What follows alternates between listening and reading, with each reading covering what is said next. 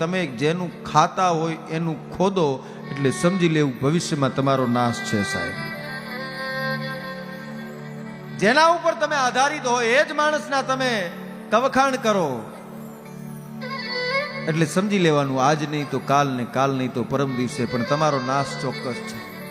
જેનું અનાજ ખાતા હોય, જેનો પગાર ખાતા હોય એના કોઈ દી અવગુણ નહીં ગાવા સાહેબ. દુલા કાગ લખે જેનું ખાતા હોય એનું તમે ખોદો. બીજી વાત, તમે પોતે ગુણવાન ન હોવા છતાં તમે એવી અપેક્ષા રાખો કે દુનિયા મારા ગુણગાન ગાય, ત્યારે સમજી લેવાનું કે ભવિષ્યમાં તમારો નાશ થવાની તૈયારી છે. કારણ કે આપણી અપેક્ષા જ આપણને મારી નાખે સાહેબ. દુલા કાગ લખે છે કે માણસને નાશ થવાનું ત્રીજું કારણ છે તમને તમારી અક્કલનું અજીર્ણ થાય, તમારા જ્ઞાન ઉપર તમને અભિમાન આવી જાય, તમને એમ થવા માંડે કે મારા કરતા દુનિયામાં બીજું કોઈ હોશિયાર છે જ નહીં. તમને જ્યારે એમ થાય કે હવે હું પરિપૂર્ણ થઈ ગયો, ત્યારે દુલા કાગ લખે છે કે લખી લેજો તમારો નાશ થવાની તૈયારી થઈ ચૂકી છે સાહેબ.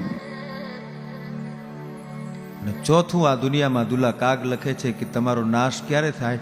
સતત ને સતત તમે બીજાની પરીક્ષા જ કર્યા કરતા હો, બીજાની પરીક્ષા કર્યા કરે. આ બરાબર નથી, આ બરાબર, પેલો મરી જાય ત્યાં સુધી પરીક્ષા કર્યા કરે. નક્કી સમજી લેજો કે એક વખત ઉપરવાળો તારી પરીક્ષા કરશે. માણસ છે ને ન્યાયાધીશ બની જાય છે. કાકો નથી સારો, મામો નથી સારો, દાદો નથી સારો, પત્ની નથી સારી, ભાઈ નથી સારો, મારો શેઠ નથી સારો, એમ નક્કી પોતે કરી નાખે. ન્યાયાધીશ બની જાઓ એટલે નક્કી છે કે તમારો નાશ થવાની તૈયારી છે સાહેબ. એક રિક્ષાની પાછળ વેદ વાક્ય લખ્યું હોય છે. હું જ્યારે જ્યારે એ વાક્ય જોઉં ત્યારે મને એમ લાગે છે કે આ જેણે બનાવ્યું છે એ વેદનો જાણકાર માણસ હશે. અને એમાં એક જ વાક્ય લખ્યું હોય છે, તું તારું જો. વેદ વાક્ય છે સાહેબ. કોકના ગુના ગોતવા કરતા તમે તમારો પોતાનો ગુનો ગોતી લ્યો, તમારી પોતાની ભૂલ ગોતી લ્યો ને. જગતમાં એના જેટલું કોઈ સારી વસ્તુ છે જ નહીં. દુલા કાગ લખે છે